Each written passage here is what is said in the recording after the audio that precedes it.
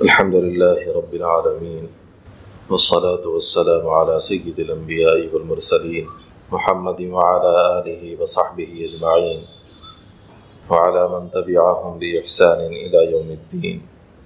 أما بعد، فقد قال الله تبارك وتعالى في القرآن المجيد والفرقان الحميد: أعوذ بالله من الشيطان الرجيم، بسم الله الرحمن الرحيم. سبحان الذي يسرى بعبده ليلا من المسجد الحرام إلى المسجد الأقصى الذي باركنا حوله لنريه من آياتنا إنه هو السميع البصير. صدق الله العظيم. قابل احترام معزز سامعین کرام،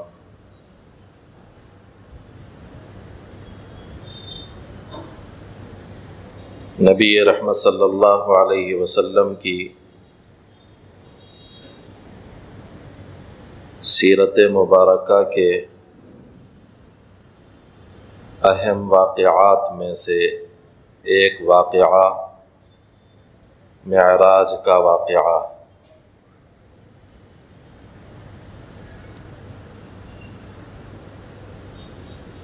نبی رحمت صلی اللہ علیہ وسلم کی پوری سیرت مبارکہ،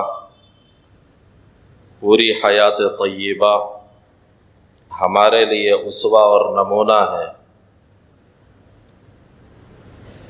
کہ آپ صلی اللہ علیہ وسلم نے حالات کے اعتبار سے جیسی زندگی گزاری، جن طریقوں کو اختیار کیا، جیسی زندگی گزارنے کو آپ نے کہا، بحیثیت امتی ہماری یہ ذمہ داری ہے کہ ہم بھی حضور اکرم صلی اللہ علیہ وسلم جیسی زندگی گزارنے کی کوشش کریں. شروع سے لے کے آخر تک کی زندگی آپ صلی اللہ علیہ وسلم کی دیکھی جائے، بہت سارے واقعات اس میں ہم کو ملیں گے،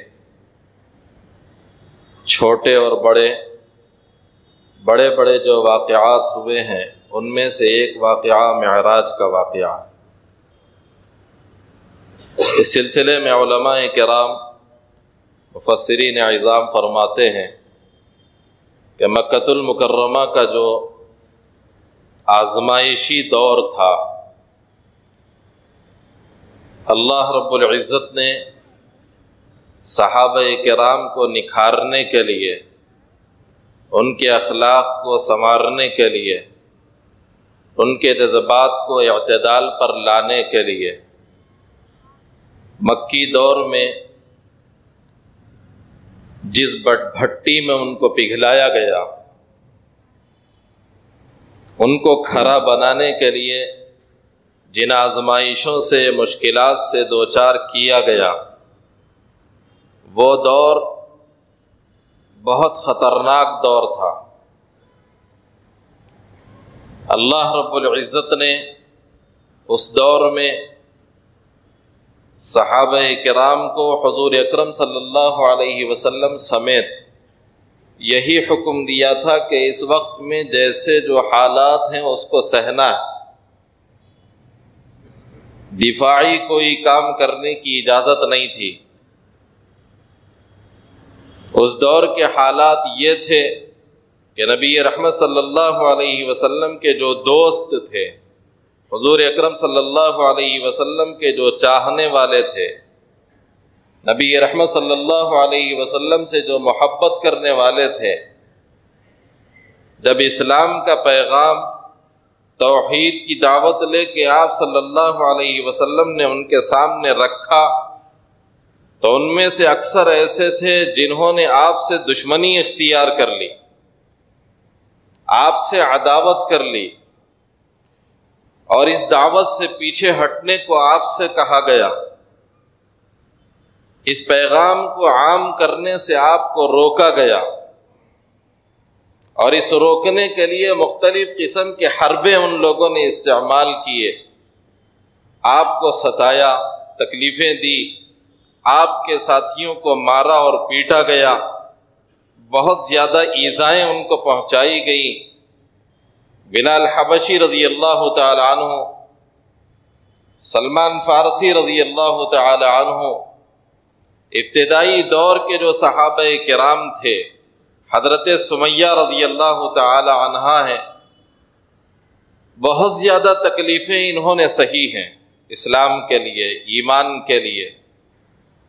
نبی رحمت صلی اللہ علیہ وسلم کے اس مشن کو آگے بڑھانے میں جن لوگوں نے آپ کو تسلی دی، جن لوگوں نے آپ کے سہارے کا کام کیا، جن لوگوں نے تھوڑی سی آپ کی پشت پناہی کی، ایسے حالات میں پریشانی کے ساتھ جب آپ گھر میں تشریف لاتے تو دلاسا جن لوگوں نے دیا، ان میں ایک حضرت ابو طالب تھے، دوسرے ام المؤمنین حضرت خدیجہ رضی اللہ تعالی عنہا تھی، آپ کی زوجہ طاہرہ، جنہوں نے ہر موڑ پہ آپ کا ساتھ دیا، ہمیشہ آپ کے ساتھ میں کھڑی ہوئی، ہمیشہ آپ کو تسلی دیا کرتی تھیں۔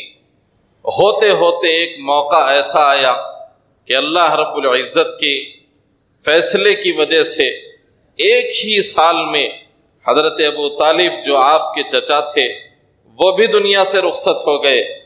چند دنوں کے بعد میں حضرت خدیجہ رضی اللہ تعالی عنہا، جو آپ کی زوجہ طاہرہ تھیں، جو آپ کے لیے ایک بڑا سہارا تھیں، جو آپ کی تسلی کا سامان تھی، وہ بھی دنیا سے رخصت ہو گئی۔ ایسے موقع پہ کفار و مشرکین جو حضور اکرم صلی اللہ علیہ وسلم کے پیچھے لگے ہوئے رہتے تھے، ابو طالب کی وجہ سے تھوڑا سا بچ کے رہتے تھے۔ جب ابو طالب رخصت ہوئے، ان لوگوں کی یہ پریشانیاں اور تکلیفیں اور بڑھ گئی۔ نبی رحمت صلی اللہ علیہ وسلم پریشان ہوئے، غمگین ہوئے، آپ کے دل پہ ایک بہت بڑا بوجھ تھا، اتنا زیادہ غم آپ کو ہوا تھا کہ اس سال کا نام ہی عام الحزن رکھ دیا گیا۔ عام الحزن، غم کا سال اس سال کو کہا جاتا ہے۔ شعیب ابی طالب میں آپ کو قید کیا گیا، بائیکاٹ آپ کا کیا گیا، اس کے بعد کے یہ حالات ہوئے۔ اس کے بعد حضور اکرم صلی اللہ علیہ وسلم مکہ المکرمہ کے کفار و مشرکین کے حالات دیکھ کر کے آپ نے سوچا کہ ایسا کرتے ہیں کہ طائف جائیں گے، وہاں کے سرداروں سے ملیں گے، ان سے بات چیت کریں گے، یہ اسلام کا پیغام ان کو دیں گے، یہ توحید ان کے پاس میں لے جائیں گے، ہو سکتا ہے ان لوگوں میں سے کوئی ہمارا ساتھ دے، ہو سکتا ہے وہ ہمارے ساتھ میں شامل ہو جائیں، وہاں سے اسلام کو پھیلانے میں مدد ملے، اپنے اس مشن کو پورا کرنے کے لیے ایک سہارا بنے۔ یہ نیت لے کے حضور پاک علیہ السلام طائف تشریف لے گئے۔ وہاں جانے کے بعد جب اس پیغام کو آپ نے ان لوگوں کے سامنے رکھا تو ان لوگوں نے بجائے اس کے کہ آپ کے اس پیغام کو قبول کرتے اور بحیثیت مہمان آپ کی ضیافت کرتے، الٹا ان لوگوں نے آپ کو ستانا شروع کیا، اپنے غلاموں کو آپ کے پیچھے لگایا۔ وہاں ان لوگوں نے نبی رحمت صلی اللہ علیہ وسلم کو تکلیفیں پہنچائیں، پتھر آپ کے اوپر برسائے، نبی رحمت صلی اللہ علیہ وسلم کا بدن مبارک لہو لہان ہو گیا۔ ایک یہودی کے باغ میں آپ نے پناہ لی، وہاں آپ بیٹھے۔ وہاں جانے کے بعد آپ کے ساتھ میں آپ کے جو رفیق سفر تھے، انہوں نے جوتا نکالنا چاہا تاکہ آپ کے پیروں کو دھویا جائے، اور خون آلود ہونے کی وجہ سے، کافی دیر تک پیر میں رہنے کی وجہ سے خون میں جمے ہوئے تھے، جوتا صحیح نکل بھی نہیں سکتا تھا۔ یہ حالات کا سامنا آپ کو کرنا پڑا، یہ تکلیفیں ہوئی حضور اکرم صلی اللہ علیہ وسلم کو۔ دین اسلام ہم تک جو پہنچا ہے، ہم جتنی آسانی کے ساتھ میں اس کو لیتے ہیں اور جتنی سہولتوں کے ساتھ میں ہم تک پہنچا ہے، اور جتنا ایزی ہم اس کو لیتے ہیں اور معمولی جو ہم تصور کرتے ہیں، آدمی کو ذرا سوچنا چاہیے، تصور کرنا چاہیے۔ میرے آقا نبی رحمت صلی اللہ علیہ وسلم نے یہ پیغام مجھ تک کیسے پہنچایا ہے، نبی رحمت صلی اللہ علیہ وسلم کا یہ دین ہم تک کیسے آیا ہے، کتنی مشکلات ان لوگوں نے برداشت کی ہے۔ وہاں کے یہ حالات دیکھ کے فرشتوں کو نبی رحمت صلی اللہ علیہ وسلم پر رحم، آپ صلی اللہ علیہ وسلم کے پاس آ کے کہنے لگے، اے اللہ کے رسول، میں پہاڑوں کا فرشتہ ہوں، آپ ایک حکم فرمائیے یہ طائف کو پورے ان پہاڑوں کے درمیان میں پیس دوں۔ نبی رحمت صلی اللہ علیہ وسلم نے فرمایا کہ نہیں نہیں، ایسی بات نہیں ہے، یہ لوگ مجھے جانتے نہیں ہیں، ہو سکتا ہے ان کی نسلوں میں کوئی میرے اس پیغام کو لے لے اور پوری دنیا تک پہنچا دے۔ یہ حضور اکرم صلی اللہ علیہ وسلم کی ان کے ساتھ میں شفقت، اتنی تکلیفوں کے باوجود۔ اور آیا ہندوستان میں اسلام، کہا جاتا ہے کہ وہ طائف کی نسلوں سے پہنچا ہے، وہاں سے یہاں دین آیا۔ حضور اکرم صلی اللہ علیہ وسلم کی دعائیں، نبی رحمت صلی اللہ علیہ وسلم کی وہ مشقتیں، ان لوگوں کے اوپر وہ رحم آپ کا ہم تک دین کے پہنچنے کا سبب بنا ہے۔ یہ حالات تھے حضور اکرم صلی اللہ علیہ وسلم کے۔ ایسے موقع پہ آپ کو تسلی کی ضرورت تھی، ایسے موقع پہ آپ کے غم کو ہلکا کرنے کی ضرورت تھی۔ اس موقع پہ پروردگار عالم نے نبی رحمت صلی اللہ علیہ وسلم کو آسمانوں پر بلانے کا فیصلہ فرمایا، اپنے در تک بلانے کا اللہ رب العزت نے فیصلہ کیا۔ جبرائیل امین کو حکم دیا، جاؤ میرے محبوب کو میرے پاس میں لے آؤ۔ یہ واقعہ معراج کہلاتا ہے، اس کو قرآن پاک میں اللہ نے بیان، یہ حالات ہوئے تھے، اس کے بعد میں تسلی کے لیے اللہ نے اپنے محبوب کے واسطے ایک سفر آپ کو کرایا، اپنے دیدار سے مشرف کیا، اپنی ہم کلامی سے نوازا۔ پروردگار عالم نے تحفے، اللہ رب العزت نے انعامات نبی رحمت صلی اللہ علیہ وسلم کو دیے۔ وہ تحفے لینے والا جو سفر تھا، وہ ہم کلامی والا جو سفر تھا، اسی کو معراج کہا جاتا ہے۔ وہ معراج کا واقعہ اس وقت میں ہوا تھا، ایسا نہیں ہے کہ وہ ہر سال پیش آتا ہے۔ ایک بات یہاں رک کے یہ بھی یاد رکھنی چاہیے کہ یہ واقعہ ہر سال پیش نہیں آتا۔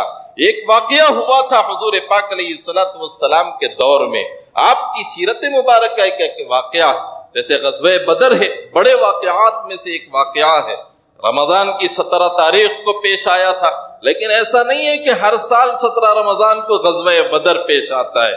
ایسے ہی معراج کا واقعہ ہے، ہر سال رجب کی 27ویں شب کو پیش نہیں آتا، ایک وقت ہوا تھا، اس واقعے کو یاد کیا جاتا ہے تاکہ تازگی باقی رہے، ایمان میں جلا آدمی کے اندر پیدا ہو جائے، تھوڑا سا احساس بیدار ہو کہ میرے پیغمبر کیا تھے اور میں بحیثیت امتی ان کا کیا حق ادا کر رہا ہوں۔ اس کے لیے اس موقع سے اس واقعے کو سنایا جاتا ہے۔ بہرحال معراج کا واقعہ پیش آیا، نبی رحمت صلی اللہ علیہ وسلم کو اللہ رب العزت نے رات کے تھوڑے سے حصے میں زمینی اور آسمانی سفر کروایا۔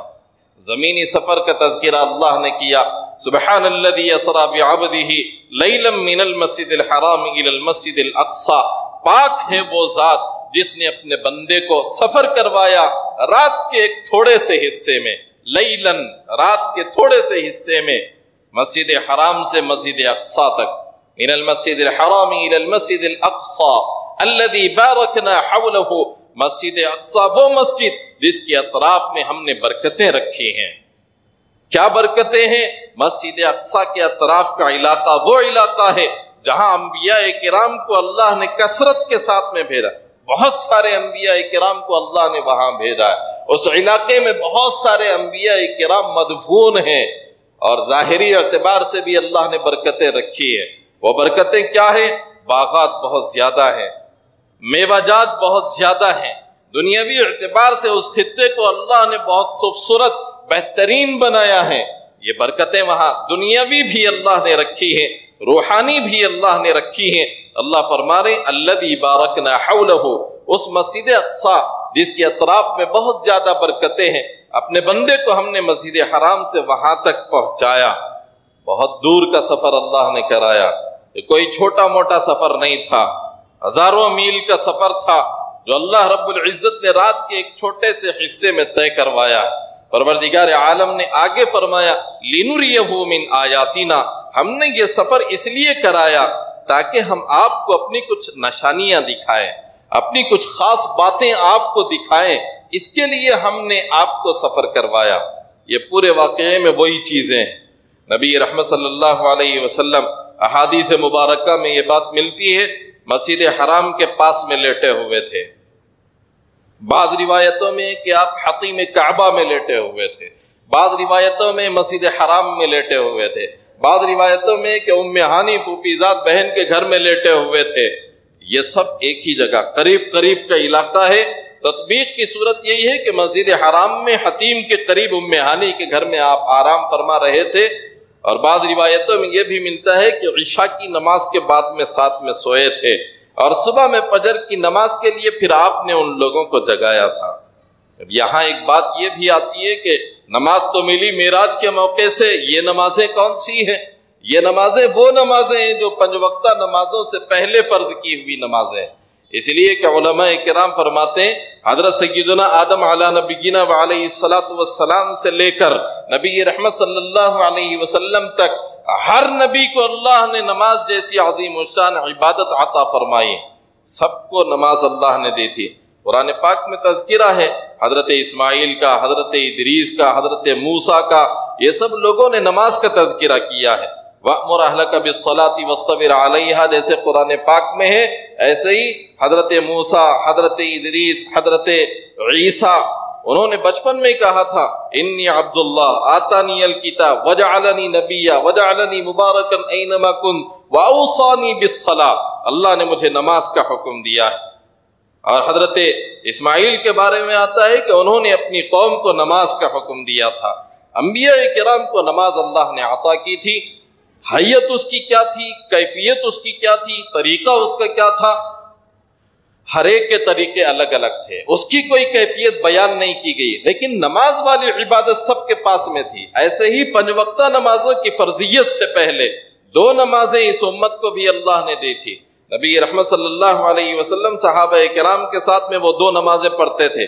اس واسطے ام ہانی فرماتی ہیں عشاء کی نماز پڑھ کے ہم سوئے حضور اکرم صلی اللہ علیہ وسلم کے ساتھ میں، اور پھر صبح میں فجر کی نماز کے لیے حضور اکرم صلی اللہ علیہ وسلم نے بیدار کیا، اٹھایا، اور آپ نے کہا کہ راتوں رات میں مسجد حرام سے مسجد اقصی بیت المقدس گیا، پھر وہاں سے میں نے 7 آسمانوں کی سیر کی، وہاں سے میں نے جنت اور جہنم کا مشاہدہ کیا اور سدرۃ المنتہا تک پہنچا، وہاں سے میں پروردگار عالم کے دربار تک پہنچا، عرش الہی تک پہنچا، اس سے آگے لامکہ تک پہنچا، اور وہاں پہ اللہ رب العزت سے ہم کلامی کا شرف مجھے ملا.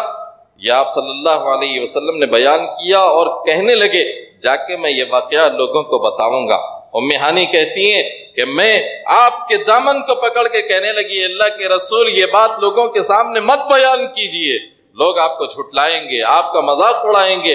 آپ نے کہا کہ نہیں، میں یہ واقعہ ضرور لوگوں کو سناؤں گا. اور ام ہانی نے اپنی ایک باندی کو بھیجا کہ جاؤ دیکھو حضور اکرم صلی اللہ علیہ وسلم کے ساتھ میں لوگ کیا معاملہ کرتے ہیں. آپ نے پھر جا کے لوگوں کے سامنے بیان کیا تو کچھ لوگوں نے جھٹلایا، کچھ لوگوں نے کچھ سوالات کیے، آپ نے ان سب کے جوابات دیے. آگے ان کو انشاءاللہ موقع رہا تو سنایا جائے گا. بہرحال اللہ رب العزت نے سفر کرایا. آپ لیٹے ہوئے تھے، جبرائیل امین آئے، آپ کو اٹھایا، حتیم کعبہ میں لے گئے، آپ کے سینے کو چاک کیا گیا، کھولا گیا، آپ کے دل کو نکالا گیا، زمزم سے اس کو دھویا گیا، اس کے بعد میں ایک تشت لایا گیا، علم و حکمت سے بھرا ہوا، اللہ کی طرف سے ایک خاص جوہر اس میں رکھا گیا تھا. حضور اکرم صلی اللہ علیہ وسلم کے دل میں وہ بھرا گیا. اس کے بعد آپ کے دل کو اس کی جگہ رکھ کر کے سینے کو بند کر دیا گیا. اس کے بعد میں براق نامی ایک سواری پر جبرائیل امین کے ساتھ میں حضور پاک علیہ السلام تشریف لے گئے. سفید رنگ کا ایک جانور تھا، اتنا تیز رفتار تھا کہ جہاں اس کی نظر پڑتی تھی وہاں اس کا قدم پڑتا تھا. جبرائیل امین کے ساتھ اس سواری پہ سوار ہو کے آپ بیت المقدس تشریف لے گئے. راستے میں آپ کو کچھ جگہیں بتائی گئیں. ایک پیغمبر کی قبر بتائی گئی کہ یہاں نفل نماز پڑھ لیجئے. مدینہ منورہ کا علاقہ بتایا گیا کہ یہاں آپ نفل نماز ادا کر لیجئے. بیت المقدس آپ تشریف لے گئے. وہاں جانے کے بعد میں انبیاء کرام لا کے جس جگہ اپنی سواریوں کو باندھا کرتے تھے اس جگہ پہ اپنی سواری کو باندھا. اس کے بعد میں بیت المقدس میں اندر تشریف لے گئے. وہاں جانے کے بعد میں آپ نے روایتوں میں آتا ہے کہ تحیۃ المسجد کی نماز پڑھی. اس کے بعد میں ایک ہجوم جمع ہو گیا اور اس کے بعد سب کی صفیں بن گئی، اذان ہوئی، اقامت ہونے لگی. مصلی امامت کا خالی تھا. جبرائیل امین نے نبی رحمت صلی اللہ علیہ وسلم کو آگے بڑھایا اور ارشاد فرمایا کہ انبیاء کرام جمع ہے، امام الانبیاء آپ امامت فرمائیں. تمام انبیاء کرام آپ کی اقتداء میں نماز پڑھنے کے لیے بے چین ہیں. نبی رحمت صلی اللہ علیہ وسلم کی امامت میں تمام انبیاء کرام نے وہاں نماز ادا فرمائی۔ اس کے بعد میں پھر نبی رحمت صلی اللہ علیہ وسلم وہاں سے آسمانوں کی سیر کے لیے لے جائے گئے۔ بعض روایتوں میں آتا ہے کہ آسمانوں کی سیر بھی براق پر ہوئی، بعض روایتوں میں آتا ہے کہ وہاں سے آپ کے لیے ایک سیڑھی کا اللہ نے انتظام کیا، ایک لفٹ کا اللہ نے انتظام کیا جو بہت خوبصورتی کے ساتھ میں سجائی گئی تھی۔ اس کے اوپر جبرائیل امین اور نبی رحمت صلی اللہ علیہ وسلم کھڑے ہوئے، بیٹھے، اور پھر سواری وہ آسمانوں کی طرف چلی۔ پہلے آسمان پہ گئے، وہاں جانے کے بعد میں آسمان کے دروازے کو کھٹکھٹایا۔ فرشتوں نے پوچھا کون؟ کہنے لگے جبرائیل۔ فرشتوں نے پوچھا آپ کے ساتھ میں کون؟ کہنے لگے نبی رحمت صلی اللہ علیہ وسلم۔ کہنے لگے کیا اللہ کی طرف سے حکم ہوا ہے کہ آپ کو اوپر لایا جائے؟ جبرائیل امین نے کہا کہ ہاں حکم ہوا ہے۔ دروازہ کھلا، فرشتوں نے استقبال کیا۔ نبی رحمت صلی اللہ علیہ وسلم پہلے آسمان پہ تشریف لے گئے، حضرت سیدنا آدم علی نبینا علیہ السلام سے ملاقات ہوئی۔ یہ ایک نظام ہے اللہ رب العزت کا، آسمانوں کے دروازے، فرشتے اس پر متعین ہیں، لا یعصون اللہ ما امرهم ویفعلون ما یؤمرون۔ وہ فرشتے اللہ کی بالکل نافرمانی نہیں کرتے، چاہے جبرائیل امین ہو۔ آنا ہے تو ان کی نگرانی ہے، ان کا کام ہے، پوچھنا ان کی ذمہ داری ہے۔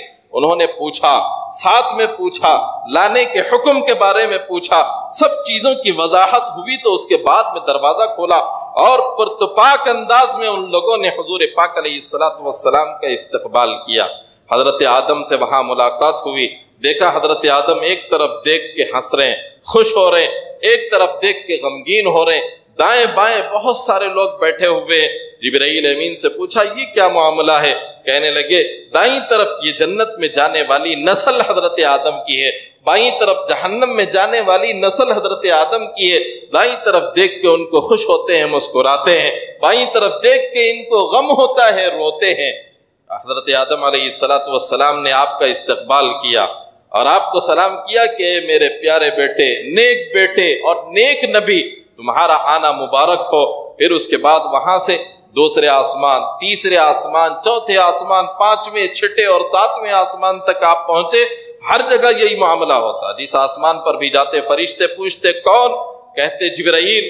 فرشتے پوچھتے ساتھ میں کون؟ کہتے محمد الرسول اللہ صلی اللہ علیہ وسلم۔ فرشتے پوچھتے کیا ان کو لانے کا حکم ہوا ہے؟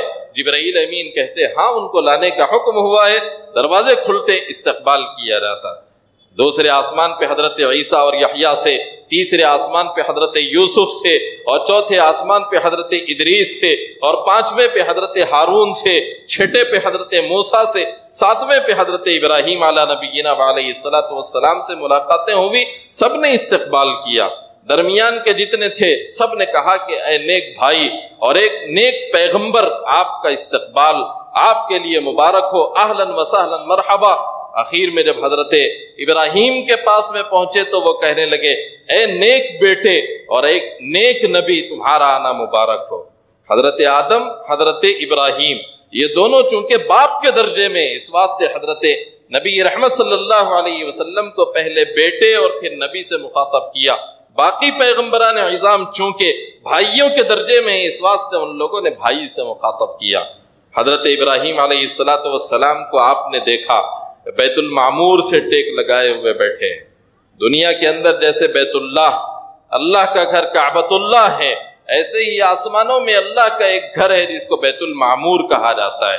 روایتوں میں یہ بات بھی ملتی ہے کہ وہ بیت اللہ کے بالکل اوپر ہے، اگر اس کے اوپر سے کوئی پتھر گرایا جائے تو سیدھا بیت اللہ پہ گرے گا، وہ بیت المعمور ہے۔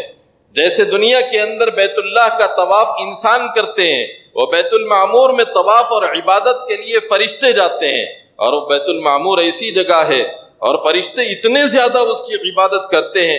روایتوں میں یہ بات ملتی ہے کہ 70,000 فرشتے روزانہ اس کے اندر جاتے ہیں، قیامت تک دوبارہ اس کی باری نہیں آتی۔ روزانہ 70,000 جاتے ہیں، پھر قیامت تک اس کی باری نہیں آتی۔ اتنے زیادہ فرشتے اللہ کی عبادت میں لگے ہوئے ہیں۔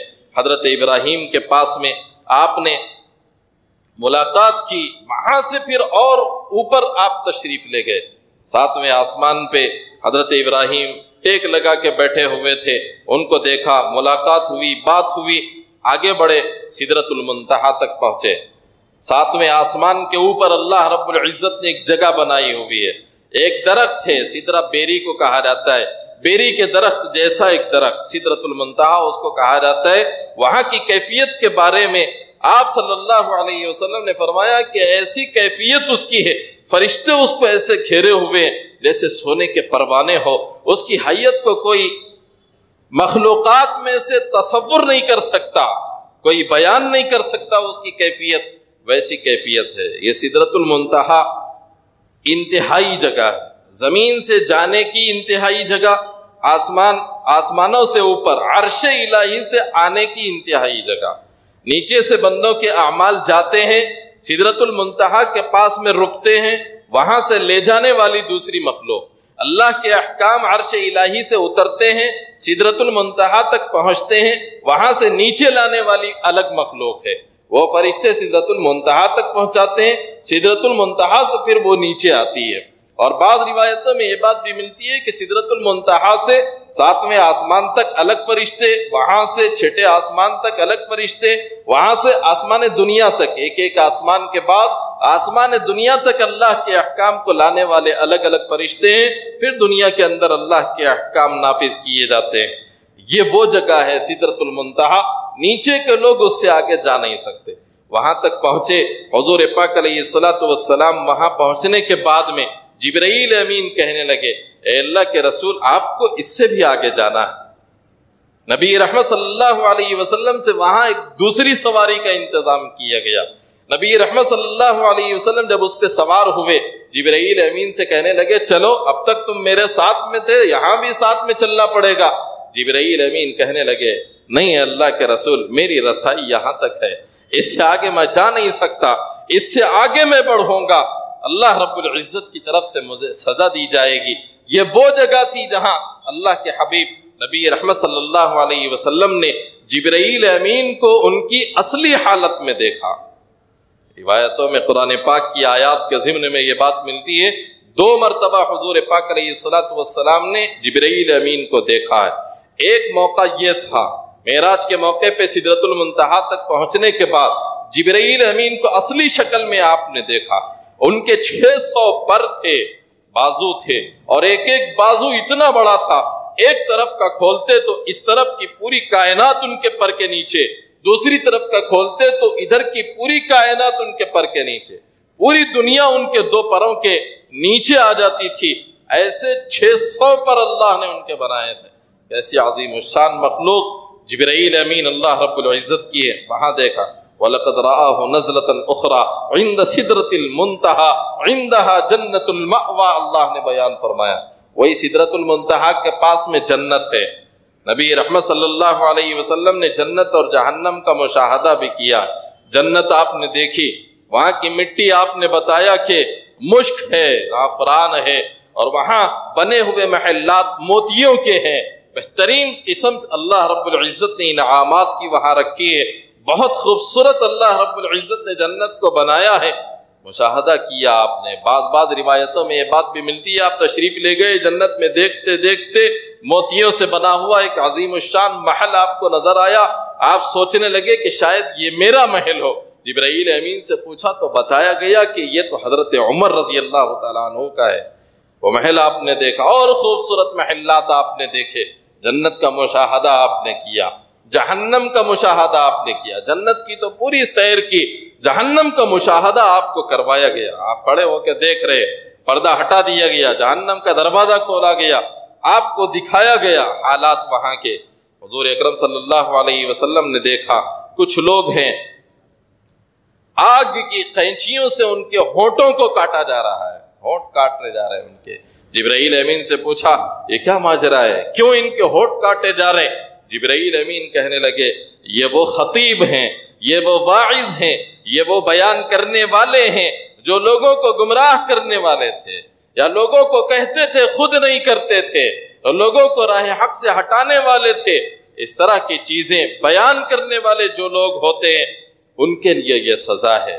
آپ نے ایک جگہ دیکھا کہ کچھ لوگ ہیں جن کے پیٹ کمرے جتنے بڑے ہیں، ان کے پیٹوں میں سانپ بھرے ہوئے ہیں، باہر سے وہ نظر آ رہے ہیں، اور اس کی وجہ سے بہت تکلیف میں وہ ہیں۔ حضور اکرم صلی اللہ علیہ وسلم نے پوچھا یہ کیا ماجرا ہے، یہ کون سی سزا ہے؟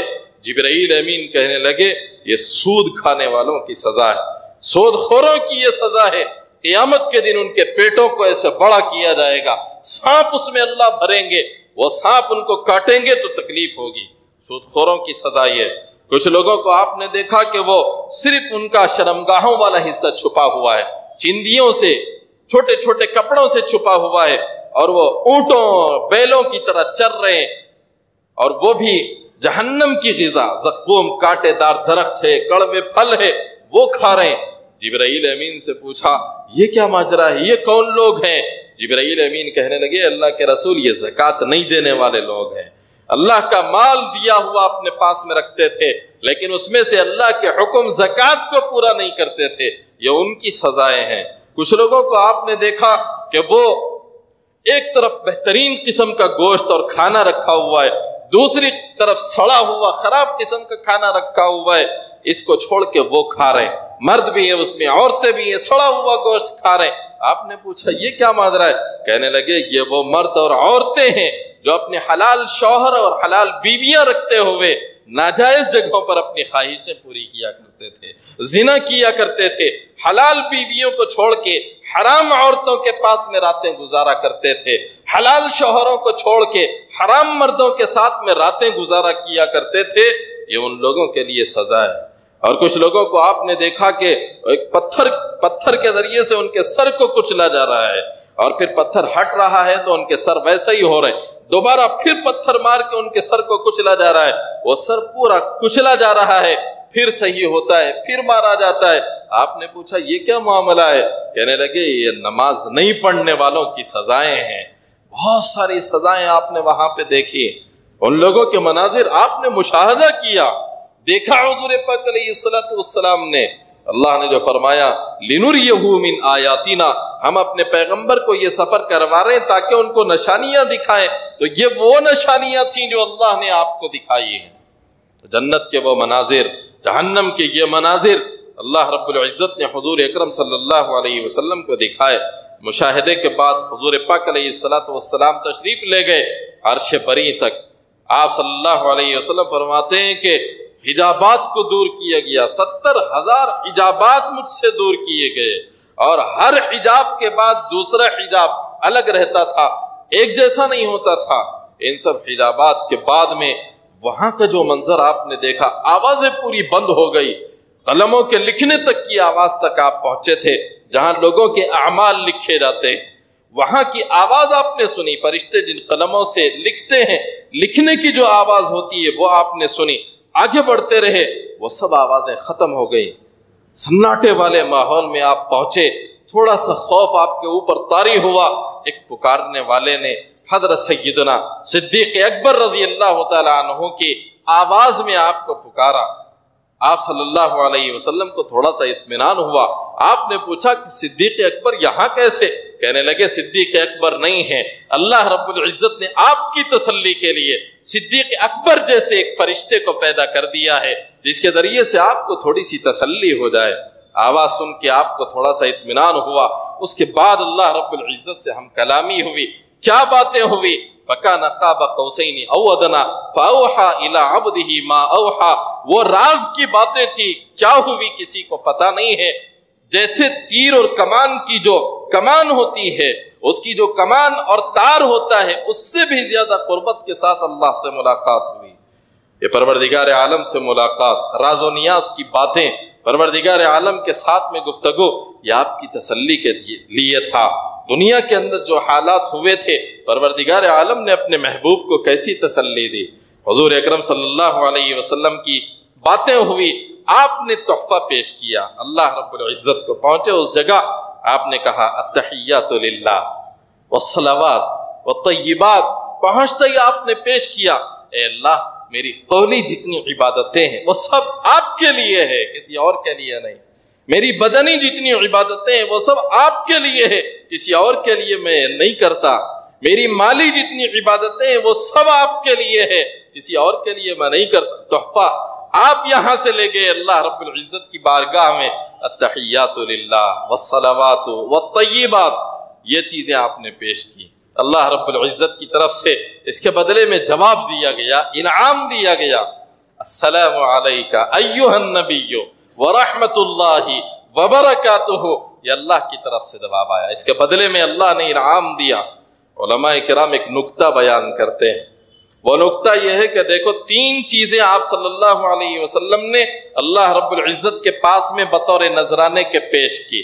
التحیات، قولی عبادتیں، میری باتیں جتنی ہیں، میری زبان سے نکلنے والے جتنے جملے ہیں، جتنے میرے اقوال ہیں، جو بات میں کرتا ہوں وہ سب اللہ آپ کے لیے کرتا ہوں، کسی اور کے لیے نہیں کرتا۔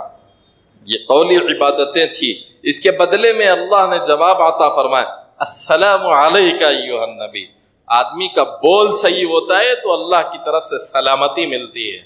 اگر سلامتی چاہیے، اپنی زبانوں کو صحیح کرنا ضروری ہے، اپنی باتوں کو درست کرنا ضروری ہے، اپنے اقوال کو صحیح کرنا ضروری ہے۔ آدمی کو سلامتی چاہیے تو قول اس کا صحیح ہو، بات اس کی صحیح ہو، زبان اس کی صحیح ہو۔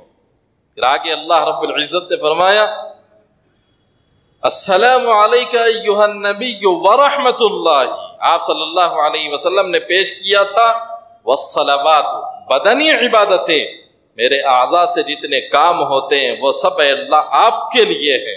اس کے بدلے میں اللہ نے فرمایا رحمت اللہ، اللہ کی رحمت آپ کے اوپر ہوئے پیغمبر۔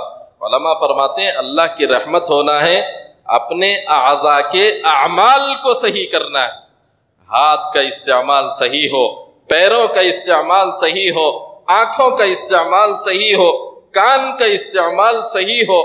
اللہ رب العزت نے جتنے قوہ عطا فرمائے، سوچنے کی قوت ہے، سمجھنے کی قوت ہے، آدمی کا دل اور دماغ، اس کے افکار اور خیالات، یہ سب صحیح ہوں گے، اللہ کی رحمتیں بندے کی طرف متوجہ ہوں گی۔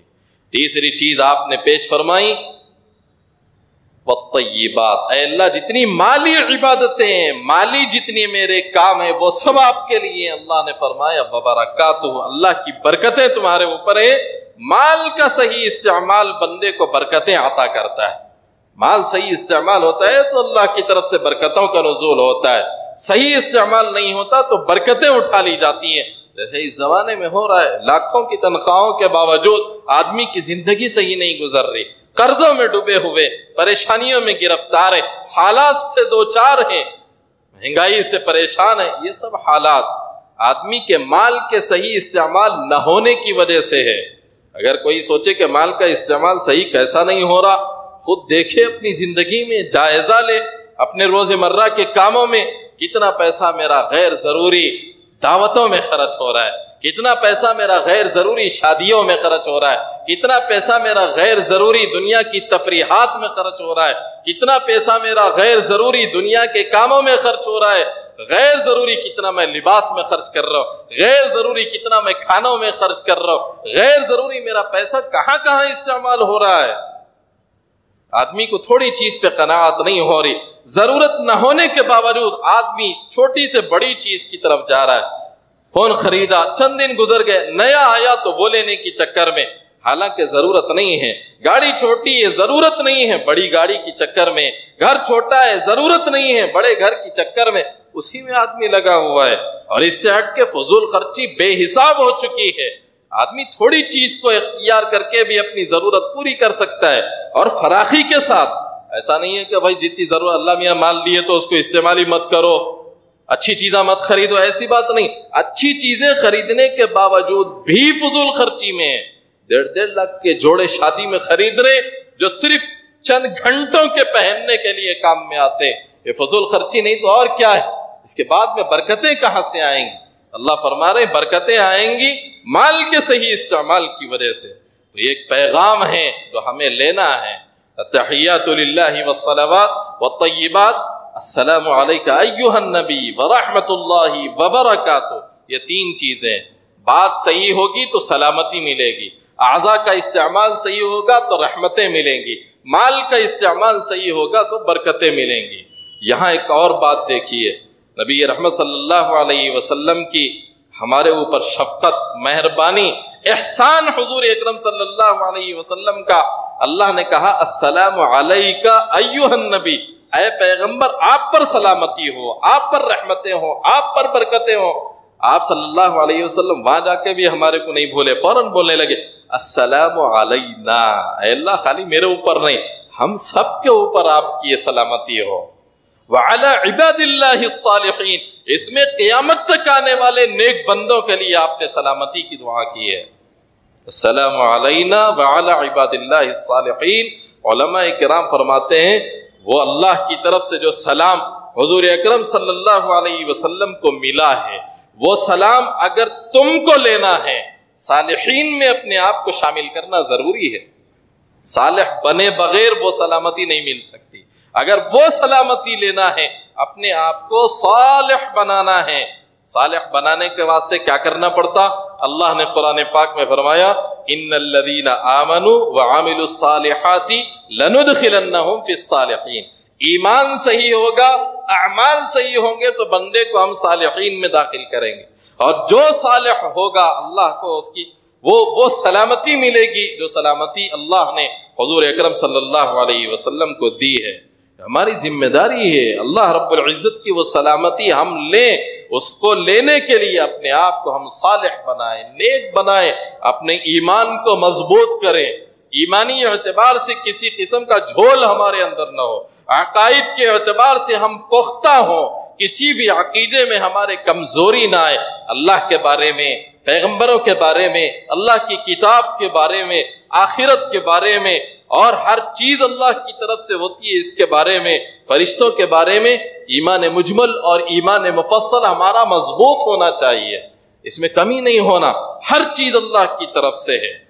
صحت، بیماری، خوشحالی، بدحالی اور رزق میں فراخی اور تنگی، اولاد کا ملنا نہ ملنا، حالات کا کھلنا، حالات کا تنگ ہو جانا، سب اللہ کی طرف سے ہے۔ یقین ہونا، یہ عقیدہ مضبوط رہنا، پیغمبروں کے بارے میں بھی، آخرت کے بارے میں بھی، یہ ساری چیزیں، قیامت سے متعلق جو احوال ہیں ان کے بارے میں بھی ایمان صحیح ہو، اعمال صحیح ہو۔ اعمال کے صحیح ہونے کا مطلب کیا ہے؟ اعمال کے صحیح ہونے کا مطلب یہ ہے کہ ہم عمل ویسے کریں جیسے اللہ اور رسول اللہ صلی اللہ علیہ وسلم نے بتایا، وہی عمل ہے۔ عمل کے معنی کام، اعمال صالحہ بولے تو لوگوں کے ذہنوں میں یہ چیز شاید بیٹھی ہوئی ہے، اس تو بھی دینی ایک الگ کام ہے شاید، اس واسطے اعمال صالحہ بولتے ہی وہ دوسرے لوگوں کے کرنے کا کام ہے، میرا کام نہیں ہے۔ وہ لوگ جو بالکل دینی تعلیم پڑھے ہوئے ہیں، وہ لوگ جو تھوڑا سا دین سے لگے، ان لوگوں کا کام ہے، میرا کام نہیں ہے۔ شاید لوگ یہ سمجھتے ہیں اعمال صالحہ، عمل بولتے کام کو، کام جو بھی کام ہم کر رہے، کھانا ایک کام ہے، پینا ایک کام ہے، سونا ایک کام ہے، لباس پہننا ایک کام ہے، نماز پڑھنا ایک کام ہے، صدقہ خیرات کرنا ایک کام ہے، لوگوں کے ساتھ خیرخواہی ہمدردی کرنا ایک کام ہے، تجارت ایک کام ہے، ملازمت ایک کام، یہ جو کام ہے نا اس کو عمل بولتے عربی میں، اسی کی جمع ہے اعمال۔ انہی اعمال کو صحیح طریقے سے انجام دینے کو اعمال صالحہ کہتے ہیں۔ جیسے سونا ہے، ہر بندہ سوتا ہے، ہمارا سونا ویسا ہو جیسے حضور اکرم صلی اللہ علیہ وسلم کا تھا، وہ عمل صالح ہے۔ تجارت کرنا ایک کام ہے، ہماری تجارت ویسی ہو جیسی شریعت نے بتائی ہے، تجارت عمل صالح ہے۔ دعوت کرنا، مہمان نوازی کرنا، لوگوں کو کھانا کھلانا ایک کام ہے، لیکن وہ کام ہمارا اس طریقے کے مطابق ہو جیسا پیغمبر علیہ السلام کا ہے تو یہ عمل صالح ہے، اسی کو اعمال صالحہ کہتے ہیں۔ تو صبح سے لے کے ہماری شام تک کی زندگی اعمال صالحہ کے مطابق گزرے، ہم نیک بندوں میں شامل ہوں گے۔ جب نیک بندوں میں شامل ہوں گے تو پھر وہ سلامتی ہم کو ملے گی۔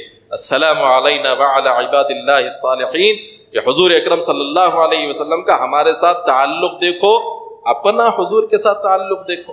وہاں جا کے بھی اللہ رب العزت سے راز و نیاز کی باتوں کے موقع پہ اس وقت میں تو سب کو بھول جانا چاہیے تھا، لیکن پیغمبر نے اپنی امت کو یاد کیا۔ ہم کیسے امتی ہیں کہ کتنی چیزوں میں، کتنے کاموں میں اور کتنے ہمارے اعمال میں اور زندگی کے کون سے حصے میں ہم آپ کو یاد کر رہے ہیں۔ ہر جگہ یہ سوچتے ہیں کہ یاد کرنے کا یہ ٹائم نہیں ہے، عمر جب ختم ہوتے رہیں گی جب یاد کریں گے حضور اکرم صلی اللہ علیہ وسلم کو۔ یہ تعلق ہمارا ایسا نہیں ہونا چاہیے، محرومی کی بات ہے، بدقسمتی کی بات ہے، اس کو بڑھانے کی ضرورت ہے۔ یہ ہوا اللہ رب العزت سے ہم کلامی کا شرف ملا آپ کو، اس کے بعد جب واپسی کا موقع آیا پروردگار عالم نے 3 تحفے آپ کو عطا فرمائے۔ ایک نمازوں کا تحفہ آپ کو اللہ نے دیا کہ ہم آپ کو 50 نمازیں آپ کو ہم عطا کر رہے ہیں، آپ کی امت کو جا کے یہ انعام دے دیجئے، تحفہ ہماری طرف سے۔ اور دوسری چیز سورہ بقرہ کی آخری آیتیں اللہ نے آپ کو عطا فرمائیں۔ تیسری چیز اللہ رب العزت نے وہاں آپ کو یہ بات بتائی، وعدہ کیا کہ جو بندہ شرک نہیں کرے گا، بغیر شرک کیے ہوئے ایمان کے ساتھ میں میرے پاس میں آئے گا تو اس کے کتنے ہی بڑے گناہ ہوں سب کو معاف کر دوں گا، بڑے سے بڑے گناہ کو معاف کر دوں گا اس کے۔ شرط یہ ہے کہ شرک کے بغیر شرک نہ کرے۔ یہ 3 تحفے دے کے اللہ رب العزت نے بھیجا۔ نبی رحمت صلی اللہ علیہ وسلم خوشی خوشی لے کے تشریف واپس لائے۔ راستے میں پھر آسمانوں سے ہی گزرنا تھا، گزرے جب 7ویں آسمان سے 6ٹے آسمان پہ آئے، حضرت موسیٰ پوچھنے لگے کیا لے کے آئے اللہ کے پاس سے، کیا دیا اللہ نے آپ کو؟ کہنے لگے 50 نمازیں اللہ نے مجھے تحفے میں عطا کیے۔ حضرت موسیٰ کہنے لگے اے اللہ کے رسول، میں نے اپنی امت پر بہت محنت کی ہے، بہت ان کو دیکھا ہے، اور بہت ان کے ساتھ میں نے اللہ رب العزت کے احکام کو رکھ کر کے ان کو ٹٹولا ہے، تلاش کیا ہے۔ آپ کی امت یہ کام نہیں کر سکے گی، 50 نمازیں نہیں پڑھ سکے گی۔ میں بول بول کے تھک گیا اپنی امت کو اور بہت زیادہ ان کے پیچھے لگا رہا، اس کے باوجود میری امت نہیں کر سکی، اور مجھے یقین ہے کہ آپ کی امت بھی نہیں کر سکے گی، جا کے معاف کرا کے آئی ہے۔ اللہ رب العزت سے درخواست کیجئے کہ پروردگار عالم کچھ تخفیف اس میں فرما دیں، کچھ کمی اس میں کر دیں۔ حضرت موسیٰ کے بولنے پہ نبی رحمت صلی اللہ علیہ وسلم واپس تشریف لے گئے، تاکہ اللہ رب العزت سے درخواست کی ہے اللہ 50 نمازیں میری امت کے لیے بہت ہے، کچھ کم کر دیجئے۔ اللہ رب العزت نے اس میں تخفیف فرمائی۔ بعض روایتوں میں یہ بات ملتی ہے کہ 10 نمازیں کم کی گئی۔ جب آپ گئے اللہ نے کہا کہ چلو ٹھیک ہے 10 کم کرتے ہیں، 40 لے جاؤ۔ پھر حضرت موسیٰ کے پاس آئے تو بولے نہیں اتنے بھی نہیں ہو سکیں گے، جائیے آپ۔ پھر 10 کم ہوئے، پھر 10 کم ہوئے، اس طریقے سے آپ تشریف لے جاتے رہے۔ 10 کم کر کے آخر میں 5 اللہ رب العزت نے رکھی اور فرمایا کہ ٹھیک ہے 5 نمازیں ہم تم کو دے رہے ہیں، لے کے جاؤ۔ نبی رحمت صلی اللہ علیہ وسلم لے کے آئے۔ بعض روایتوں میں کہ 5 کم ہوئے، 50 نہیں چلو 45، 45 نہیں چلو 40، 40 نہیں چلو 35، ہوتے ہوتے ہوتے 5 ہوئے۔ حضرت موسیٰ جب بھی بولنے لگے 5 بھی نہیں ہو سکتے، جا کے معاف کرا کے آئیے۔ نبی رحمت صلی اللہ علیہ وسلم نے فرمایا اس سے کم کراتے ہوئے مجھے شرم محسوس ہو رہی ہے، اس سے کم کراتے ہوئے مجھے شرم محسوس ہو رہی ہے، میں واپس نہیں جاؤں گا، یہ تو میری امت پڑھ لے گی۔ یہ امید لے کے حضور پاک علیہ السلام آئے، لیکن امت آپ کی اس امید کو پورا کرنے کے لیے بھی تیار نہیں ہے۔ آپ کی اس ندامت کا احساس بھی اس امت کو نہیں ہے۔ وہ تو حضرت موسیٰ کی کرم فرمائی کہ بار بار انہوں نے بھیجا تو 50 جا کے 5 ہوئی، اس کے باوجود اللہ رب العزت نے آواز دی۔ دیکھو ہمارے پاس میں جو بول دیا جاتا ہے اس میں کسی قسم کی کوئی تبدیلی نہیں ہوتی۔ ما یبدل القول لدی، ہماری جو بات ہوتی ہے وہ مضبوط ہوتی ہے، اس میں کسی قسم کی تبدیلی نہیں۔ 50 سے تعداد کم کر کے ہم نے 5 تو کر دی ہے، لیکن ثواب تم کو 50 کا ہم دیں گے، ایک نماز 10 کے برابر ہم رکھیں گے۔ یہ اللہ رب العزت کی کرم فرمائی، پروردگار عالم کی مہربانی، حضور اکرم صلی اللہ علیہ وسلم کی ہمارے ساتھ میں شفقت کہ بار بار جاتے رہے، اور پھر شرمندگی کے ساتھ میں آپ نے کہہ دیا کہ اس سے کم کرانے کی مجھ میں ہمت نہیں ہے، ہم اس کے لیے بھی تیار نہیں ہیں۔ یہ معراج کا ایک تحفہ ہمارے لیے حضور اکرم صلی اللہ علیہ وسلم لے آئے، اس تحفے کو ہم قبول کرنے تیار نہیں ہیں۔ کیسا عظیم الشان تحفہ ہے، ذرا دیکھو، ہر چیز زمین پہ دی گئی ہے۔ روزے کا حکم زمین پہ آیا، حج کا حکم زمین پہ آیا، زکوٰۃ کا حکم زمین پہ آیا، جہاد کا حکم زمین پہ آیا، نماز اللہ رب العزت نے آسمانوں میں بلا کے عطا فرمائی ہے، اپنی بارگاہ سے دی ہے۔ وہ عظیم الشان تحفہ ہے نماز کا۔ اور کبھی ذرا آپ نے غور کر کے دیکھا ہے کہ نماز کی اہمیت کتنی زیادہ ہے؟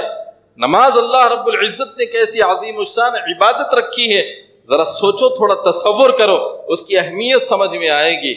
زکوٰۃ کا حکم ہے، مالدار پہ ہے، غریب پہ نہیں ہے۔ حج کا حکم ہے، صاحب استطاعت پہ ہے، جو صاحب استطاعت نہیں ہے اس کے اوپر نہیں ہے۔ روزے کا حکم ہے، صحت مند پہ ہے، بیمار پہ نہیں ہے۔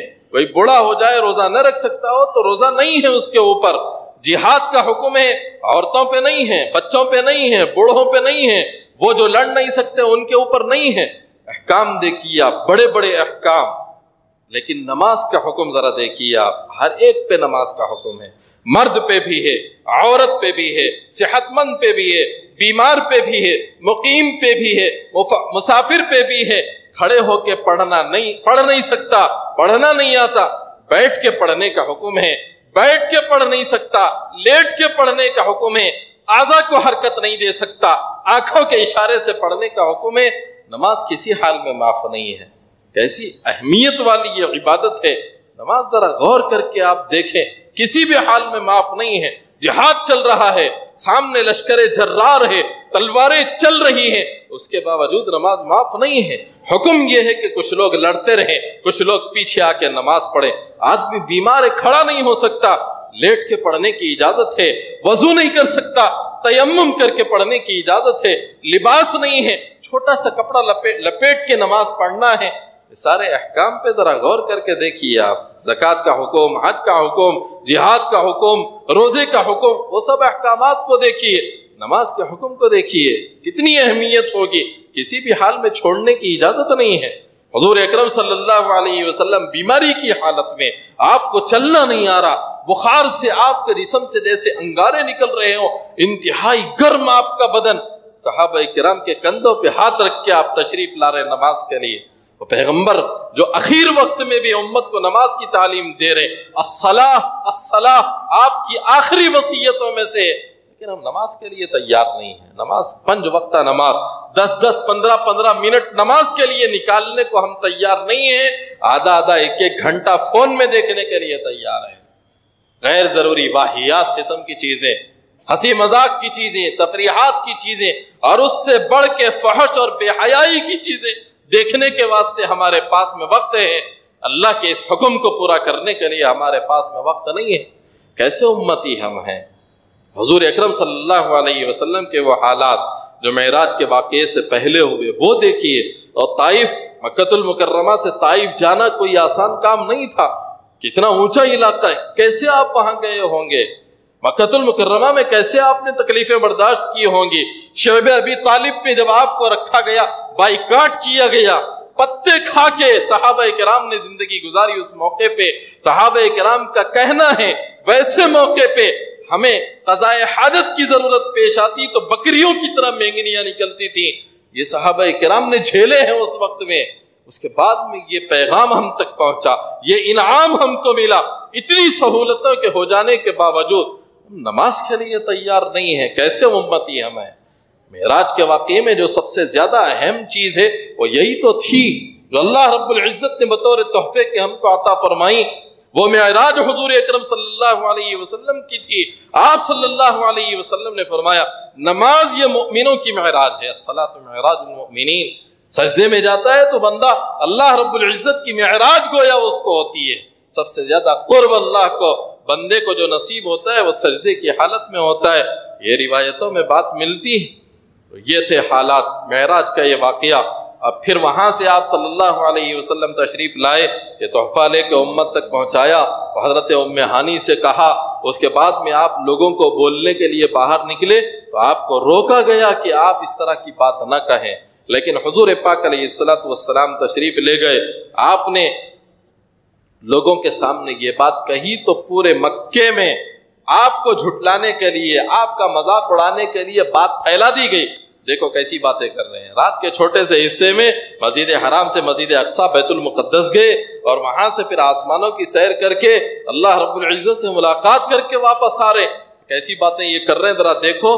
پورے مکے میں بات پھیلا دی گئی اور سب لوگ جمع ہو گئے، چلو ٹھیک ہے ان کا امتحان لیتے ہیں، ان کو آج جھوٹا ثابت کریں گے، اس واسطے کہ جب تک تو جھوٹا بول نہیں سکتے تھے، اور اسی موقع سے کسی نے صدیق اکبر سے بھی کہہ دیا کہ دیکھو تمہارے ساتھی کس طرح کی باتیں کر رہے، رات کے چھوٹے سے حصے میں اتنا لمبا سفر کر کے آئے اور وہ بھی جسمانی حالت میں کر کے آئے، کیسی ان کی باتیں ہیں ذرا دیکھو تو صحیح۔ صدیق اکبر کہنے لگے وہ کہتے ہیں اس طرح کی بات؟ ان لوگوں نے کہا کہ ہاں وہ کہتے ہیں۔ صدیق اکبر نے کہا کہ وہ کہتے ہیں تو میں مانتا ہوں، اس لیے کہ وہ فرشتے روزانہ کئی مرتبہ ان کے پاس آسمانوں سے نیچے اتر کے جاتے ہیں واپس، ایک مرتبہ وہ جا کے آئے تو کیا مشکل ہے؟ صدیق اکبر کا لقب کہتے ہیں کہ وہیں سے ملا ہے۔ آپ نے صداقت فرمائی، سب سے پہلے صدیق اکبر کا حضرت ابو بکر کو لقب عطا کیا گیا، اور پھر حضور اکرم صلی اللہ علیہ وسلم کو گھیر لیے سب حتیم کے پاس میں، پوچھنے لگے سفر کر کے آئے نا، بولو ذرا بیت المقدس کیسا ہے، کتنے دروازے ہیں اس کے، کتنے پلرز ہیں اس کے، کتنی کھڑکیاں ہیں اس کی، یہ سب پوچھنے لگے۔ حضور پاک علیہ السلام تو گئے تھے یہ سب چیزیں دیکھنے کے لیے نہیں، آپ وہاں گئے، نماز پڑھی، انبیاء کی امامت آپ نے فرمائی، یہ سب کام کر کے آپ وہاں سے رخصت ہو گئے، وہ سب چیزوں کی طرف آپ کا دھیان نہیں گیا۔ آپ صلی اللہ علیہ وسلم فرماتے ہیں کہ میرا دل تنگ ہو گیا ان کے ایسا پوچھنے کی وجہ سے، لیکن فوراً اللہ رب العزت نے حضرت عقیل کے گھر کے پاس میں پورے بیت المقدس کو کر دیا۔ وہ سامنے تھا میرے، وہ پوچھتے تھے کتنے پلر ہیں، میں گن کے بتا دیتا تھا اتنے پلر ہیں، وہ پوچھتے تھے کتنے دروازے ہیں، میں دیکھ کے بتا دیتا تھا اتنے دروازے ہیں۔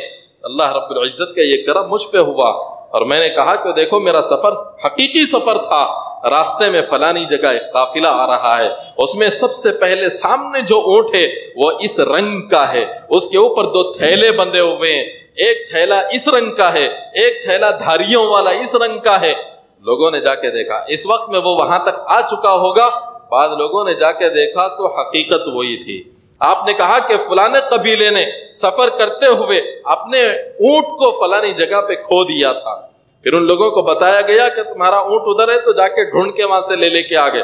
وہ قافلہ جب مکہ پہنچا، لوگوں نے ان سے پوچھا تو ان لوگوں نے کہا کہ ہاں واقعہ ایسا ہی ہے، فلانی جگہ پہ ہمارا اونٹ کھو چکا تھا، کسی نے آواز دے کے ہم کو اس طرف بھیجا، ہم جا کے وہاں سے اپنا اونٹ لے کے آئے۔ اور آپ نے کہا کہ ایک جگہ ایک قبیلے نے پڑاؤ ڈالا تھا، وہاں پہ ان کے پاس ایک برتن تھا، اس میں پانی تھا، وہ ڈھکا ہوا تھا، میں وہاں اترا، اس ڈھکن کو ہٹا کے میں نے پانی پیا، اور پھر برتن ویسے ہی رکھ کے اس کو ڈھانک کے واپس ہوا۔ پوچھو ان لوگوں سے، وہ قافلہ جب آیا تو ان لوگوں سے پوچھا گیا تو ان لوگوں نے کہا کہ ہاں ایسا ہی ہوا، ہم نے ایک برتن میں پانی رکھ کے اس کے اوپر برتن ڈھانکا تھا، لیکن جب اٹھ کے دیکھے ہم تو برتن تو موجود تھا لیکن پانی اس میں نہیں تھا، ڈھکن ڈھکا ہوا تھا۔ یہ سب واقعات آپ صلی اللہ علیہ وسلم نے ان کو بتائے تو پھر تسلی ہوئی، لیکن اس کے باوجود جھٹلانے لگے۔ پھر اللہ رب العزت کا حکم ہجرت کا ہوا، حضور اکرم صلی اللہ علیہ وسلم ہجرت کر کے تشریف لے گئے۔ یہ واقعہ ہوا تھا معراج کا۔ اس واقعے سے ہمیں جو سبق لینا ہے وہ یہ ہے، پیغمبر علیہ السلام کے حالات کیا تھے، اللہ رب العزت نے کیسا عظیم الشان معجزہ آپ کو عطا کیا تھا، ہم کیسے عظیم الشان پیغمبر کے امتی ہیں۔ اپنا مقام معلوم رہنا، آدمی کو ذرا مقام معلوم ہوا تو آدمی صحیح رہتا، دنیا کے اندر بھی ایسا ہی ہوتا نا، لیول معلوم رہا تو آدمی صحیح رہتا۔ بھائی اے سی پی ہے، ڈی سی پی ہے، اس کا اسسٹنٹ ہے، پرائم منسٹر کے ساتھ میں رہنے والا ہے، ایم ایل اے کے ساتھ میں رہنے والا ہے، انہیں کونسلر کا آدمی ہے، جس کا جیسا لیول رہتا نا اس کا لیول ویسا آتے ہی انہیں ایک دم صحیح رہتا۔ باہر ان کے ساتھ نہیں ٹھہر رہی، ہنسی مذاق نہیں کر رہے، ان کے ساتھ نہیں رہ رہی، سواری اچھی استعمال کر رہے، کپڑے ایسے پہن رہے۔ کئی کو بھائی یہ بھی پہنتے تھے نا پہلے، تم کئی کو نہیں نہیں اب نہیں پہن سکتا میں، اب میرے کو ایسے کپڑے پہن کے رہنا پڑتا۔ ارے پہلے ایسا جاملے وہاں چلے جاتے تھے، نہیں اب نہیں جا سکتا میں، میرے کو ایسا جانا پڑتا۔ کئی کو بھائی کیا ہو گیا، کیا تبدیلی آ گئی تمہارے اندر، کون سے سرخاب تم کو لگ چکے ہیں، سرخاب کے پر تم کو لگ چکے ہیں، کیا تبدیلی؟ نہیں بھائی اب اپنا ذرا اٹھنا بیٹھنا دوسروں کے ساتھ میں ہو گیا، ذرا بڑے لیول کا آدمی، لیول بدلتا ہی آدمی کو مقام سمجھ میں آیا تو بہت ساری تبدیلیاں اس کے اندر آ جاتی ہیں۔ ہمیں بھی اپنا لیول سمجھنے کی ضرورت ہے، اپنا مقام سمجھنے کی ضرورت ہے، ہم کس پیغمبر کے امتی ہیں، کیسا عظیم الشان معجزہ اللہ نے جس کو عطا کیا ہے، کسی اور پیغمبر کو یہ نہیں ملا، جن کو پورے انبیاء کی امامت کا شرف اللہ نے بخشا، جس کو اللہ نے آسمانوں پہ بلا کے نماز جیسا عظیم الشان تحفہ دیا، اس پیغمبر کے ہم امتی ہیں۔ اپنا لیول کوئی چھوٹا لیول نہیں ہے، ہمیں بھی ایک مقام کے ساتھ میں رہنے کی ضرورت ہے، ہمیں اچھے اخلاق اپنے اندر پیدا کرنے کی ضرورت ہے، اچھے اعمال کو اختیار کرنے کی ضرورت ہے۔ دینی حیثیت سے اپنے آپ کو پیغمبر کا امتی بنا کے رکھنے کی حیثیت ہے، یہ مقام سمجھنے کی ضرورت ہے۔ مقام سمجھنے کے واسطے بھی یہ چیز ضروری ہے۔ پھر اس معراج کے واقعے میں جتنی چیزیں ہوئی، جنت کے جو حالات آپ نے بتائے، ان کو سن کے ہمارے اندر یہ شوق پیدا ہو کہ ہم ایسے اعمال کریں جو ہمیں اس جنت میں لے جانے والے ہوں۔ جہنم کے احوال سن کے، وہاں کی سزائیں دیکھ کے جو آپ نے ہم کو بتایا، اس کے ذریعے سے ہم یہ سبق حاصل کریں۔ ویسی سزاؤں سے بچنے کے لیے میں جو کوشش کر سکتا ہوں کروں، لیکن اس طرح کی سزاؤں سے اپنے آپ کو بچا لو۔ یہ سبق لینے کے ہوتے ہیں، اور جو تحفے اللہ کی طرف سے مجھے دیے گئے ہیں، ان تحفوں کا احترام کرو، ان تحفوں کی اہمیت اپنے دل میں بٹھاؤ، ان تحفوں سے بھرپور استفادہ کرو۔ خاص طور سے ان میں جو تحفہ نماز والا ہے، یہ نماز مجھ سے چھوٹنے نہ پائے، اور ایسا نہ ہو کہ بیان کے سننے کی چکر میں اور ایسی رات کی چکر میں رات بھر ایسی مشغولیات میں رہوں کہ صبح کے وقت میں سو جاؤں اور فجر ہی چھوڑ دوں۔ ایسا نہیں ہونا چاہیے۔ تو یہ ایک عظیم سبق معراج کے واقعے سے ہم کو ملتا ہے۔ نمازیں ہماری اپنی زندگی میں آ جائیں، نمازیں ہماری اپنی زندگی میں آ جائیں، بڑے فائدے اس کے ہیں۔ نماز پڑھنے کی وجہ سے برکتیں جو ملتی ہیں، رحمتیں جو ملتی ہیں، نمازوں کے اہتمام کی وجہ سے رزق میں اللہ کی طرف سے جو کشادگی ہوتی ہے، دلوں کو جو سکون ملتا ہے، آدمی کا ذہنی ٹینشن اور بوجھ جو دور ہوتا ہے، نمازوں کے اہتمام کی وجہ سے۔ اللہ رب العزت نے دنیاوی حالات اگر آ جائیں تو دور کرنے کے لیے جو نسخہ ہم کو دیا ہے وہ یہی ہے، استعینوا بالصبر والصلاۃ یا ایھا الذین آمنوا استعینوا بالصبر والصلاۃ۔ حالات کیسے ہی ہو جائے، مدد اللہ سے مانگو نماز کے ذریعے سے۔ نماز ویسی چیز ہے، خالی حالات کا رونے سے کچھ نہیں ہوتا۔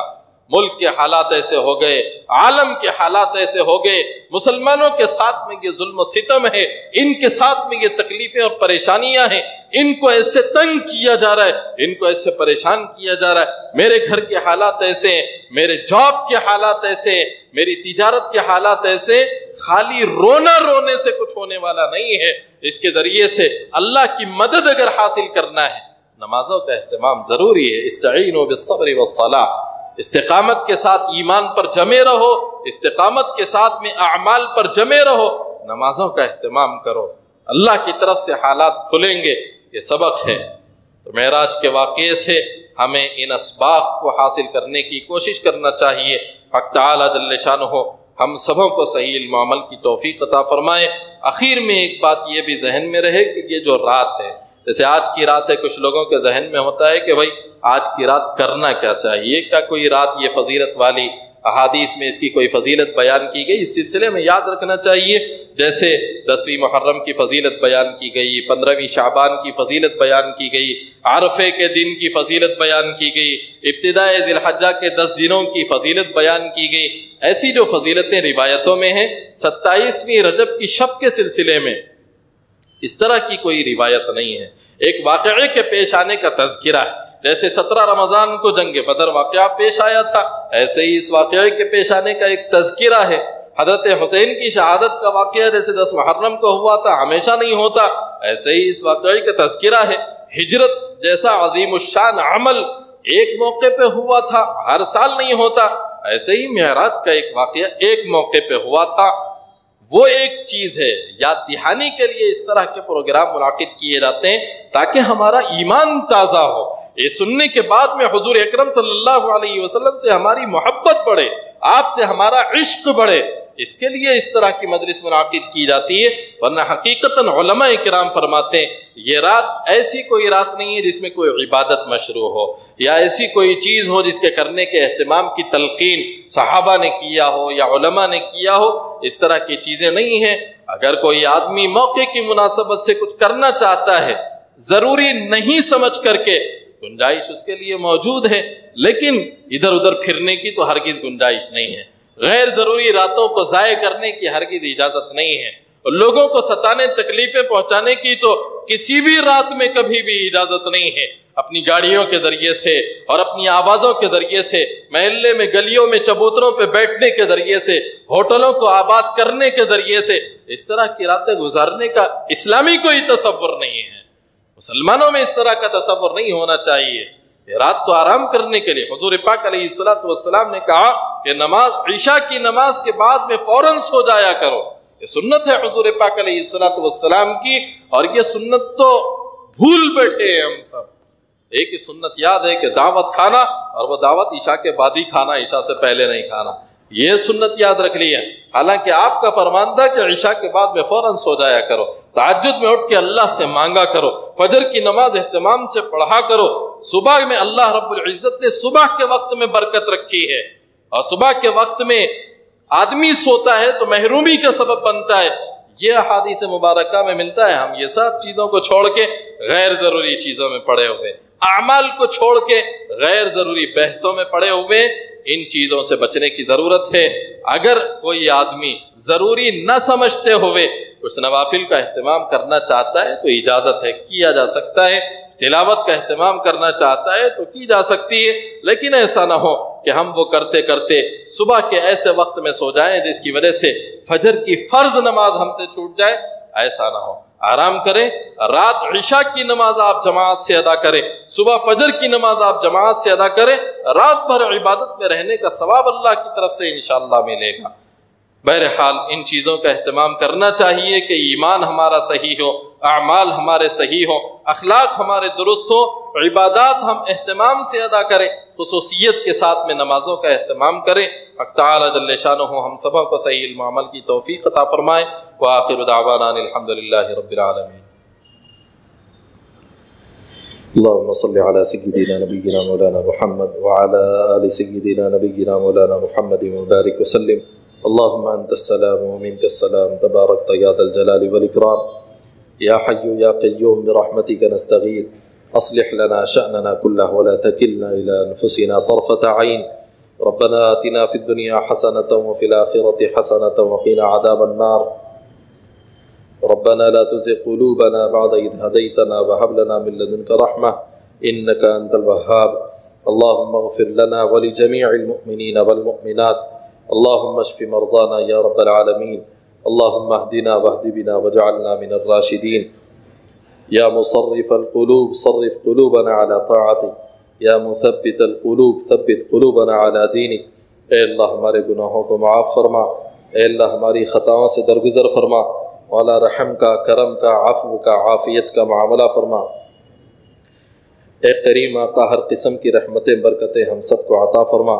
اے اللہ جو بیمار ہیں ان کو شفا نصیب فرما، اے اللہ جو اس دنیا سے رخصت ہو گئے ان سب کی مغفرت فرما، اے اللہ جو پریشان حال ہیں ان کی پریشانیوں کو دور فرما، اے اللہ جو مقروض ہیں ان کے قرضوں کی ادائیگی کی شکلیں اور صورتیں پیدا فرما، اے اللہ لڑکوں لڑکیوں میں سے جو بے نکاح ہیں اے اللہ مناسب رشتوں کا انتظام فرما، اے اللہ مناسب رشتوں کا انتظام فرما، نیک صالح جوڑے مقدر فرما، جو جس پریشانی میں مبتلا ہے اس کو اس پریشانی سے نکال دے، اے اللہ جو حالات سے دوچار ہے اے اللہ اس کے حالات کو کھول دے، اے اللہ پورے عالم میں اسلام کا بول بالا فرما دے، اے اللہ ملک میں امن و امان کو قائم فرما دیجئے، اے اللہ ظالم حکمرانوں کا خاتمہ فرما دیجئے، عادل حکمرانوں کو قائم فرمائیے، جہاں جہاں مسلمان پریشان ہیں ان کی پریشانیوں کو دور فرمائیے، اے اللہ آفات سے، مصیبتوں سے، بلاؤں سے، وباؤں سے اے اللہ جہاں جہاں پریشان لوگ ہیں ان سب کی ان پریشانیوں کو دور فرما دیجئے،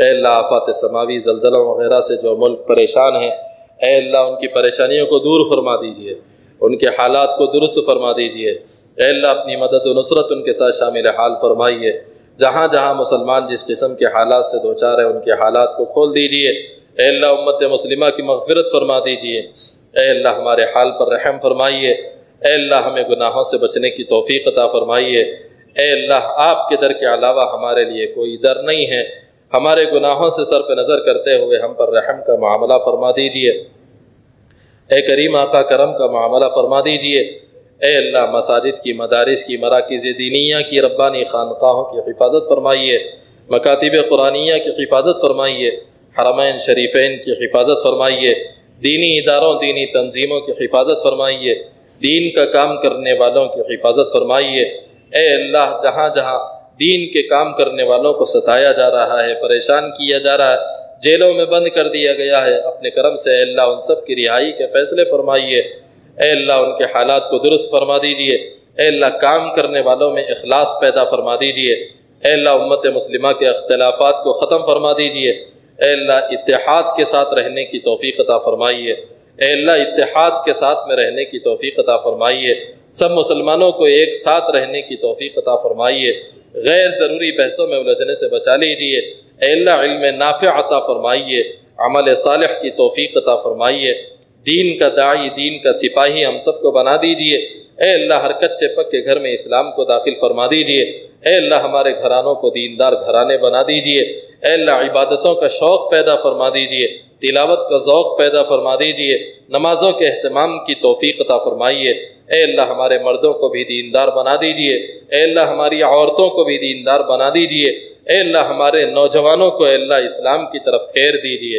اے اللہ دنیا کی حقیقت ان کو سمجھا دیجئے، اے اللہ دنیا سے بیزار کر دیجئے، اے اللہ ایمانی اعمال کو کرنے کی توفیق عطا فرمائیے، اے اللہ جتنے نوجوان دوست اے اللہ نشے کی لت میں مبتلا ہے اے اللہ ان کو اس سے خلاصی عطا فرمائیے، ماں باپ جن جن نوجوان بچوں سے پریشان ہیں اللہ ان کی پریشانی کو دور فرما دیجئے، اے اللہ نوجوانوں کے حالات کو درست فرما دیجئے، اے اللہ ان کو ایمان کامل نصیب فرما دیجئے، اعمال صالحہ کی توفیق عطا فرما دیجئے، اے اللہ ان نوجوانوں کو دین کے داعی اور دین کے سپاہی بنا دیجئے، اے اللہ دین کی اہمیت ان کو سمجھا دیجئے، حضور اکرم صلی اللہ علیہ وسلم سے سچا عشق اور محبت نصیب فرما دیجئے، اے کریم آقا یہاں بیٹھے ہوئے جتنے لوگ ہیں اے اللہ جن جن لوگوں نے دعاؤں کے لیے کہا ہے یا جو ہم سے دعاؤں کی توقع رکھتے ہیں اے اللہ یا جن کے دل میں تھا اور کہہ نہیں سکے اے اللہ ان سب کی جائز ضرورتوں کو اپنے کرم سے عافیت کے ساتھ میں پورا فرما دیجئے، اے اللہ ان سب کی جائز حاجات کو اپنے کرم سے پورا فرما دیجئے، اے اللہ مسلمانوں کے کاروبار میں برکت نصیب فرمائیے، مسلمانوں کی معیشت کو مستحکم فرمائیے، اے اللہ مسلمانوں کے حالات کو درست فرما دیجئے، اے کریم آقا جب تک زندگی ہو اسلامی زندگی گزارنے کی توفیق عطا فرمائیے، اے اللہ جب اس دنیا سے جانا ہو تو اپنی مرضی والی موت نصیب فرمائیے، اے اللہ حسن خاتمہ کی دولت سے ہم سب کو مالا مال فرما دیجئے، اے اللہ جنت الفردوس نصیب فرمائیے، جہنم سے ہم سب کی حفاظت فرمائیے، اے اللہ ہر وہ خیر عطا فرمائیے جو نبی رحمت صلی اللہ علیہ وسلم نے مانگا ہے، اے اللہ ہر اس شر سے ہماری اور پوری امت مسلمہ کی حفاظت فرما لیجئے، جن شرور سے نبی رحمت صلی اللہ علیہ وسلم نے پناہ مانگی ہے اے اللہ ہر قسم کے فتنے سے امت مسلمہ کی حفاظت فرمائیے، اے اللہ ہر قسم کے فتنے سے امت مسلمہ کی حفاظت فرمائیے، اے اللہ نیکیوں کی توفیق عطا فرما دیجئے، اپنے کرم سے ہماری دعاؤں کو قبول فرمائیے، ربنا تقبل منا انک انت السمیع العلیم وتب علینا انک انت التواب الرحیم۔